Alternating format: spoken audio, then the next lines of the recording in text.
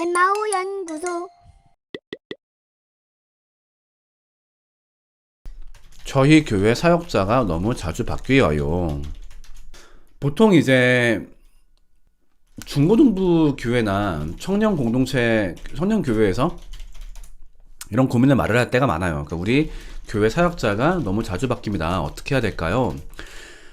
저는 좀 제가 평소에 얘기하는 게 뭐냐면은 제가 부교역자 시스템에 동의하기 어려운 이유 중에 하나예요.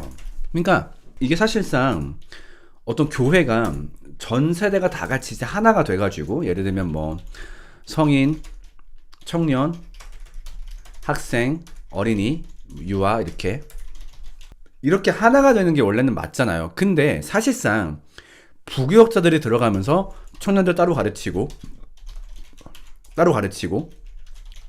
이렇게 해버리는 순간 사실상 이게 위에서부터 아래까지 한 교회가 되는 게 아니라 이렇게 단절된 교회가 됩니다. 교회 안에 청년교회 따로, 학생교회 따로 그렇게 갈 수밖에 없어요. 왜냐면은 교회의 근간이 되는 어떤 말씀, 기본적인 신앙 고백이 나눠지기 때문에 교회가 이렇게 가로로 이렇게 나눠지게 되는 거죠. 근데 뭐 요게도 또 나름 장점일 수 있어. 그러니까 그 모임에 적합한 말씀을 공급하고서 그렇게 교회 공동체가 되는 게 나는 나쁘지 않은 걸 수 있는데 문제는 뭐냐면은 이걸 하나의 교회라고 삼으려고 하는데 문제는 그 교회 리더가 바뀌어버리네? 교체가 되네? 그러니까 교회의 리더가 주기적으로 사라지는 굉장히 희한한 형태의 교회가 되는 거죠. 그랬을 때 이게 경우가 맞나 싶은 거예요. 제가 봐도 이건 너무 경우가 아닌 것 같아요. 그렇다 보니까 이 교회 리더가 뭔가를 가르치려고 하다가도 갑자기 목사님이 다음 달까지만 나오래요. 그럼 갑자기 모든 가르침이 뚝 끊기게 되고 그러면 다음 교육자가 와가지고 또 새로운 것부터 가르쳐야 되나 어떻게 되나 그런 혼란이 있을 수밖에 없단 말이에요. 이게 지금 대부분 부교육자 시스템을 택하는 교회의 가장 큰 문제인데 그래서 저는 어떻게 생각하냐면요. 기본적으로 교회의 가장 기본이 되는 시스템은 부교역자 없이 돌아갈 수 있어야 한다라고 생각을 해요. 우리가 보통 청년부에 어떤 부교역자가 오면 아니면 청소년부에 어떤 부교역자가 오면은 그 부교역자가 교회를 혹은 그 공동체를 이끌어 간다고 생각하잖아요. 저 근데 이거를 절대 그렇게 가면 안 된다고 생각을 해요.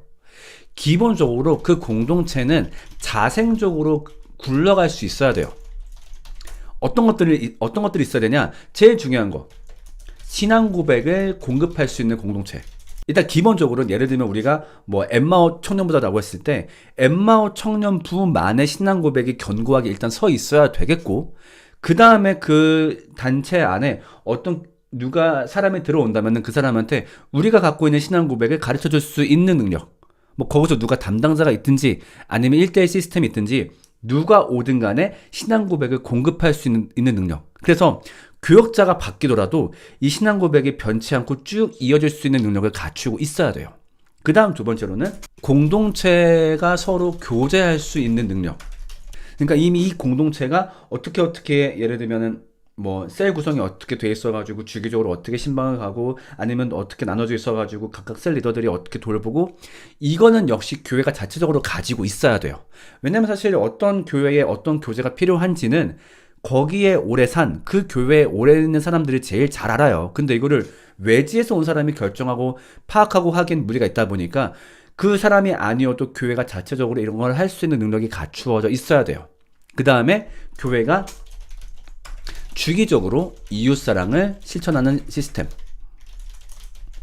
예를 들면 뭐 세 달에 한 번씩 어디 양로원을 간다든가 언제 한 번씩 뭐 보육원을 간다든가 아니면은 뭐 외부 구제를 어떻게 한다든가 그런 돈을 어떻게 마련한다든가 이런 가장 교회로서 필수적인 시스템들은 개 교회가 부교역자 없이 갖추고 있어야 돼요. 그랬을 때 이 상태에서 부교역자가 왔을 때 이 사람한테 그냥 보너스를 공급받는 거죠.